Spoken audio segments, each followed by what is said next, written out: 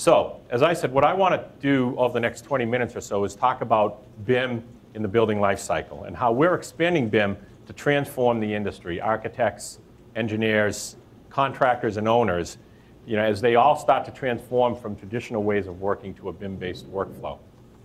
And I think, again, when you look at that video that Emma showed, it really shows just how compelling our technology is and the depth and breadth of our technology. And in many ways, it really can't be matched across the industry. Finally, I'm also going to talk today about how we're enabling teams to work better together, which becomes an increasingly important topic as our design teams, our customers' design teams, are spread across the globe. Okay, so what's our strategy? Let me talk about our strategy. But before I talk about our strategy, I want to talk about what's driving our strategy. There are several components to it. First and foremost, demand for BIM. We see it everywhere. In many ways, BIM is the price of entry. It's the ticket to get to the dance. And we're hearing that certainly from architects. We're hearing it from engineers. Now we're hearing it from contractors. And the owners are saying, if you want to come to my dance, you need to be BIMing. You need to be using BIM. You need to be delivering, providing BIM deliverables. So demand for BIM is very, very high right now. As Rick mentioned this morning, there's an explosion of data. As more and more project team members, more and more disciplines come online, there's an explosion of information. And so that's really driving our strategy and our priorities. Mandates, both from a government perspective and from an owner perspective. So you pick up the paper any day and you read about these government mandates that are being introduced throughout the world. For example, the European Union, the Building Energy Directive requires now that by 2019, buildings are supposed to be net zero energy. That same directive says that commercial buildings, new commercial buildings, must be carbon neutral by 2019. I mean, that's an incredible directive. And that is going to drive and demand the use of technology like BIM to deliver those projects according to the directive. Owners are also demanding BIM.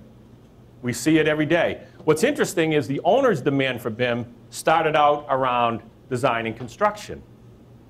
So we had owners saying, I want my design teams using BIM during design and construction because it allows me to better understand the project, better predict it, better manage costs.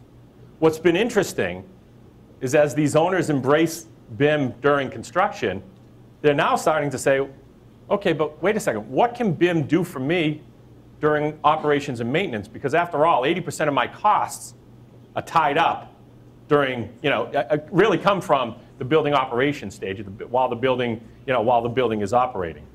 So that's driving owners to mandate the use of BIM. You're going to hear Mark Strassman talk about construction. But the bottom line is the contractors across the globe are driving the industry to building information modeling. Why? Because for the contractor, it's about margins. And with BIM, they can better predict cost, they can better understand the schedule, and overall, they can understand the project, how it comes together. They can reduce the amount of waste. So contractors are significantly driving BIM. And then finally, technology.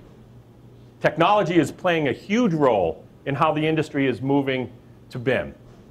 Things like cloud computing, mobile computing, are creating new opportunities for us and, in fact, new opportunities for our customers.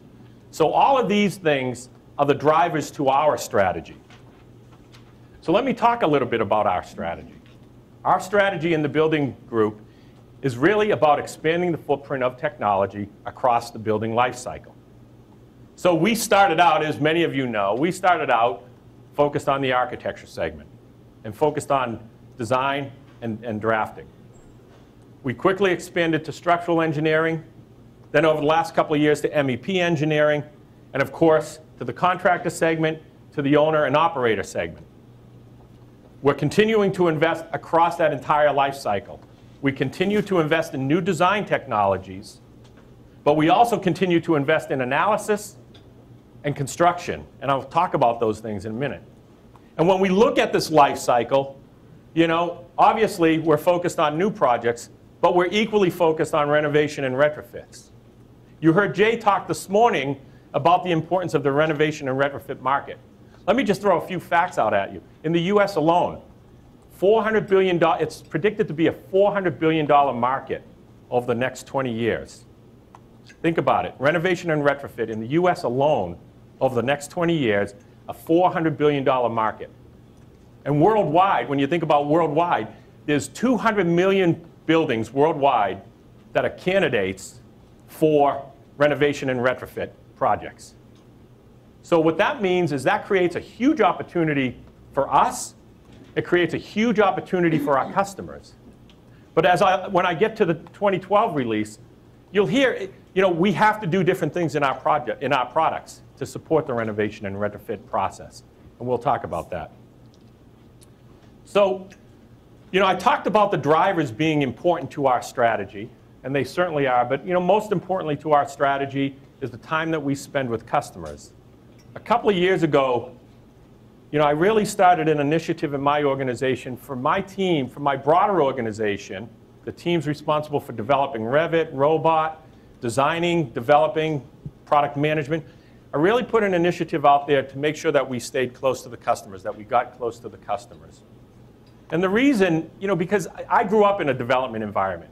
And, you can get kind of behind those four walls in that cube and kind of forget who you're working for. And so I wanted to make sure that my team understood that at the end of the day, the reason why we're here, the reason why we're successful or we fail is because of how we service the customer. And so you can see the quote from Bouygues. And this is stuff that I love to share with my team. Right? They love the 2012 product releases, and they feel like they were very involved. Now, that's a really compelling statement and an important statement because that's what I want to make sure that we're doing is servicing the needs of the customer. And Bouygues, of course, is a strategic customer for us, a huge customer based in France. And we're going to continue to work with Bouygues and many others as we build out our products. OK, so you heard Richard earlier talk about the building design, talk about the suites, our suite strategy. Let me tell you a little bit about the building design suites. I think it's a really compelling set of products that we're releasing to our customers. It really is, I think for the building customer, it's about having access to the right tool at the right time throughout the process. It's about giving them maximum return on investment for their investment dollar, which I'm sure we're doing. It's about taking advantage of the interoperability and consistency that we've built into our products over the last couple of years. Clearly, we have more work to do there, but we've made great strides in terms of making sure that our products interoperate and there's some consistency so that somebody that's working in Revit architecture today can actually work in 3ds Max design tomorrow and do so successfully. And it's making sure that we're giving our customers access to this wide range of the technology that we have and that you saw in that video from Emma. So the building design suites, I think, are really compelling and really exciting for our customers. And the discussions that I've had with our customers certainly reflect that. And I'll talk about one of our customers later on in the presentation. But let me talk about what's inside the suites. So we have 3 versions of the suite. Much like you saw with on the infrastructure side of the business, we have Standard, Premium, and Ultimate. The Standard suite is based on an AutoCAD, it supports that AutoCAD-based workflow. As Richard pointed out, still very prevalent in our industry. It's a big industry. And while BIM is, really catching fire throughout the globe, in some parts of the world, it's much more advanced than others. And so we need to continue to support those AutoCAD-based workflows, and we'll do that. And that's really what the Standard suite offers. The Premium suite moves you up to building information modeling. Still provides you that AutoCAD-based workflow, which is important, but delivers the Revit platform, obviously, the Revit products, and also delivers 3ds Max design. Now, at lunch, somebody asked me, yeah, but why would you put all 3 Revits in the Premium suite? Who is going to use all 3 Revits? There's many use cases. First and foremost, when you think of small design firms, right, that really have to do a little bit of everything. We want to make sure that we support them. When you think of this building, for example, right? So you look back here, you look at some of the structural elements, you look at some of the MEP elements. Those elements were actually modeled by the designer, by the architect. Why? Because in many ways, they're architectural features as much as they're building system features. So that user wanted access to some MEP capabilities as well as access to Revit architecture.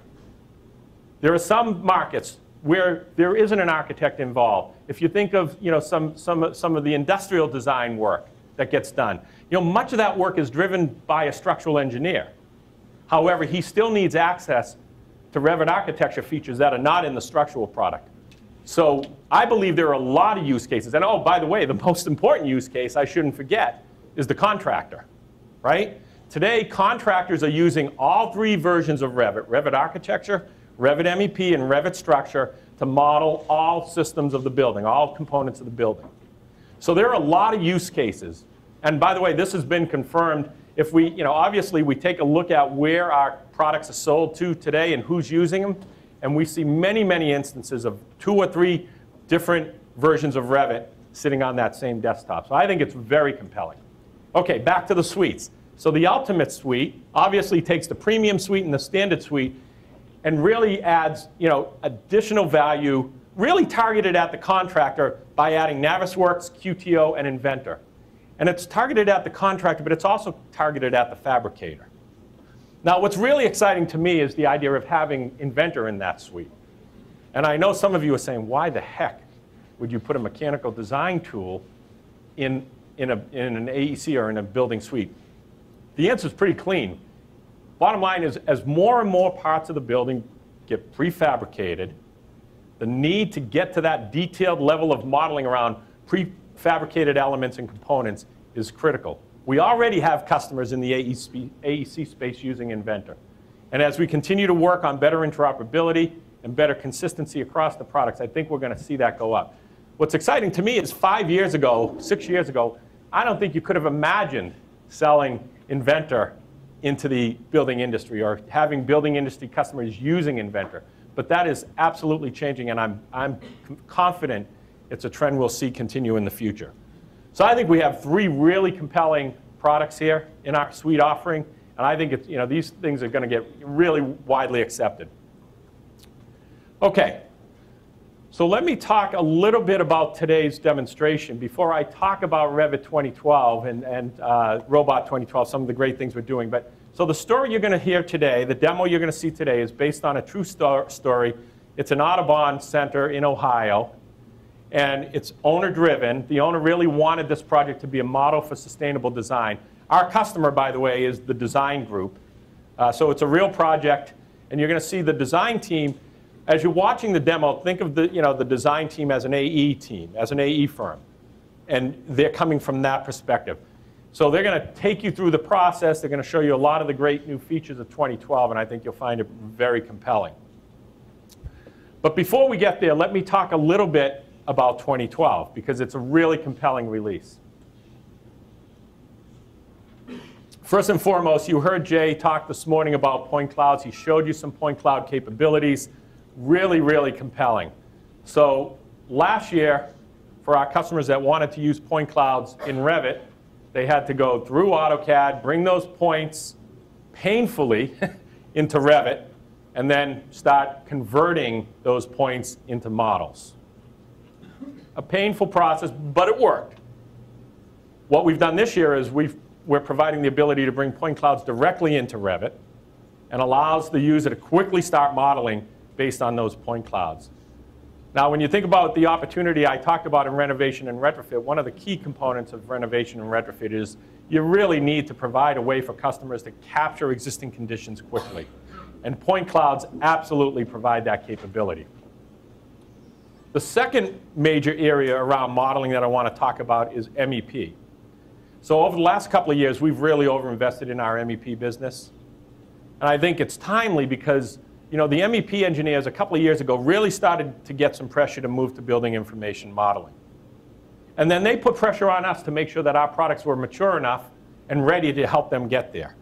And the good news is they're definitely, the products are ready, and the customers are moving, and they're excited. I think if you talk to MEP engineers, they really get the vision of building information modeling, and they see the opportunity not only from a modeling perspective, but from an analysis perspective as well.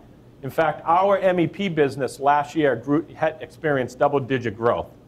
So, you know, the trend is happening. The MEP engineers, which were in some ways the last group to move along, they're moving for sure.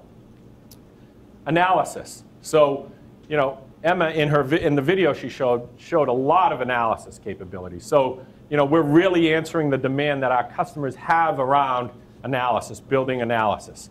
So, of course, in September we introduced CEA conceptual energy analysis with our subscription release. We're moving that into mainstream Revit in 2012. So some great opportunities there for our Revit customers to, you know, to get engaged in conceptual energy analysis earlier. The other thing that's really exciting that we introduced about four or 5 months ago was Project Vasari. How many of you have actually checked out Vasari from Autodesk Labs? Rick, I hope you did, since your team's responsible for it. But anyway, if you haven't checked out Vasari on Autodesk Labs, I really, really encourage you to do it. It is a very, very, very compelling conceptual design and analysis tool. And so in 4 months, we've had over 12,000 downloads. It's one of the highest, you know, most downloaded products on Autodesk Labs. We're really excited about the technology it delivers. Let me talk a little bit about structural engineering for a moment. So another area that we invested heavily in over the last couple of years, and like our MEP business, experienced double-digit growth last year. So in 2012, you'll see a much highly improved analytical model in Revit structure. And what this does, ultimately what we want to do with our structural business is we want to enable structural engineers to move more easily to structural analysis. So we want to remove those walls and those you know, the difficulties for a structural engineer to actually move along and do some structural modeling or structural analysis. Likewise, we want to enable our customers that are using robot analysis but may not be using Revit structure. We want to enable those folks to move to Revit structure more easily. So our investments around the analytical model help us get there, and you'll see some other things from us as the year unfolds that help us get there as well. Another major area of investment for us around the structural business this past year is around concrete reinforcement. So huge, huge demand for that capability in Revit structure, and we've invested and we're delivering it in 2012. The last thing I want to talk about here is the Revit platform. So we've invested significantly over the last couple of years to really build out the Revit platform and to really strengthen the Revit platform. We did a lot of work around performance to really improve performance of large models. We also have invested heavily in the API and in exposing the API.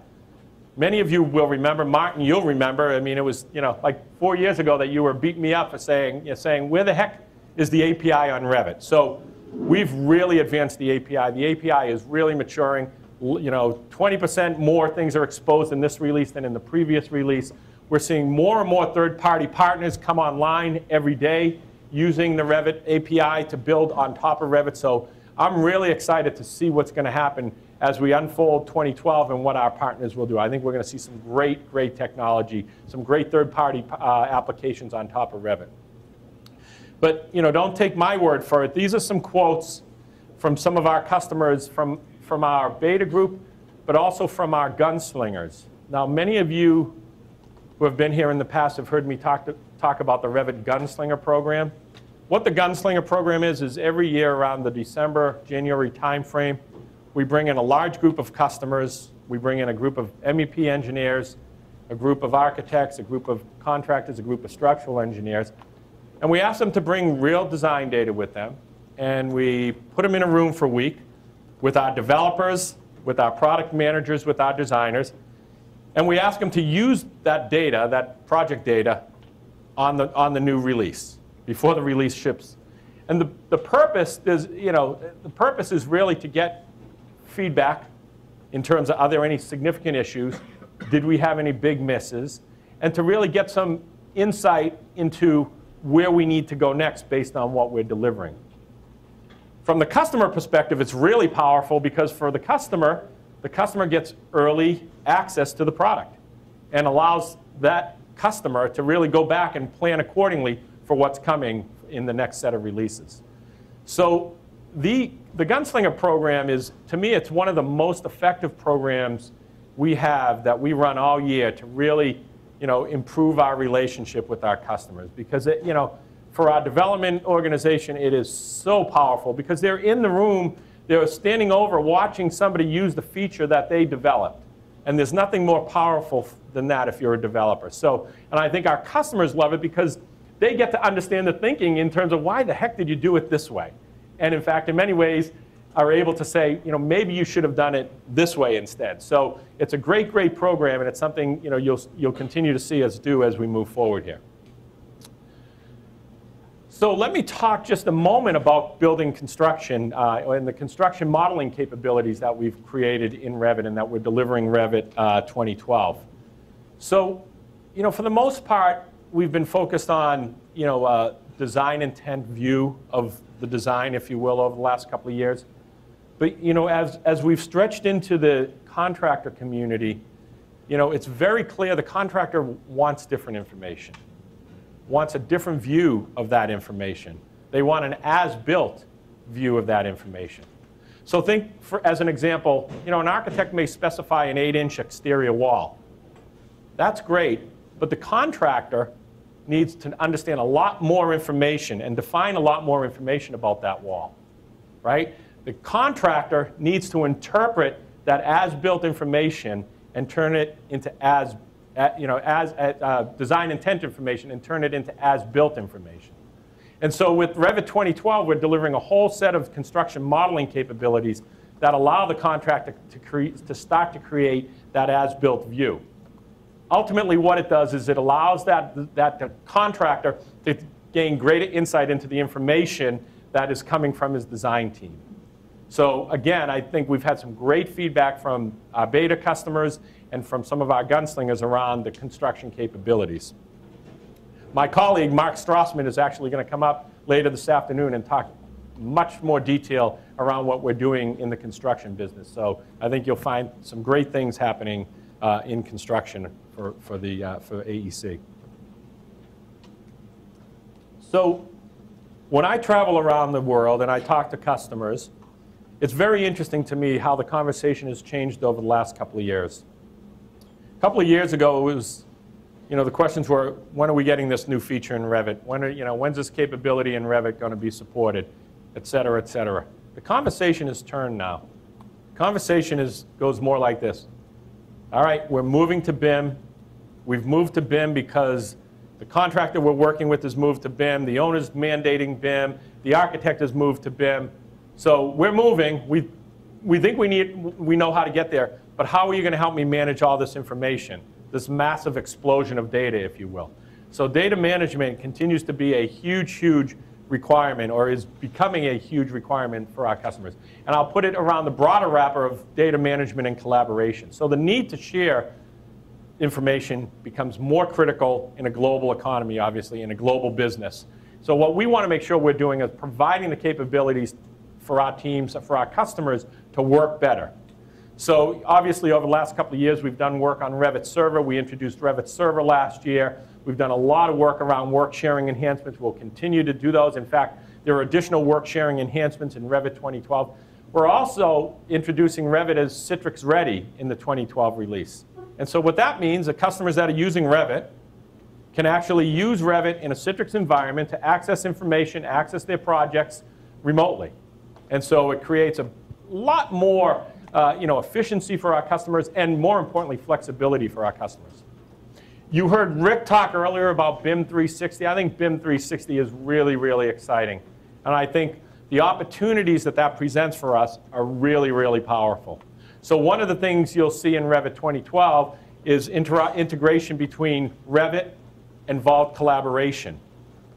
And it's the first time these products have come together. We have a lot deeper plans ahead of us, but we're excited to really introduce that integration between Vault collaboration and Revit as well. So more to come there, but I think BIM 360 is as Rick pointed out and the video showed, it's really what our customers have been asking for, and I'm excited about delivering that capability this year. I wanted to take a moment and talk about IFC, because IFC is something that comes up. In fact, if I don't talk about it now, somebody's going to ask me, so I'm just going to come out and, Lakshmi, I know you're going to ask me, so I'm just going to come out and answer the question now.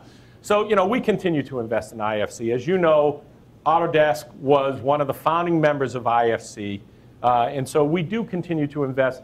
In Revit 2012, where we invested further in both the import and export capabilities of our IFC translator.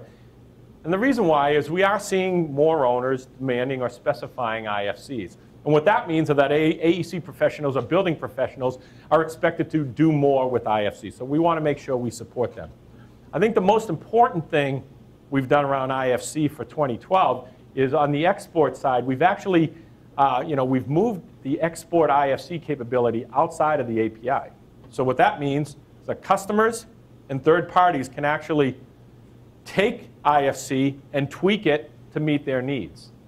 Which, those of you that know IFC, everybody's got a slightly different flavor and a slightly different way in how they use it. And so by opening it up through the API, I think we're better enabling that community to embrace it. And net, we want to help the broader IFC community, and we think the best way to do that is by opening it up more than keeping it behind our firewall. So some good progress in IFC, and we'll continue to invest in IFC. Okay, so you talk about collaboration.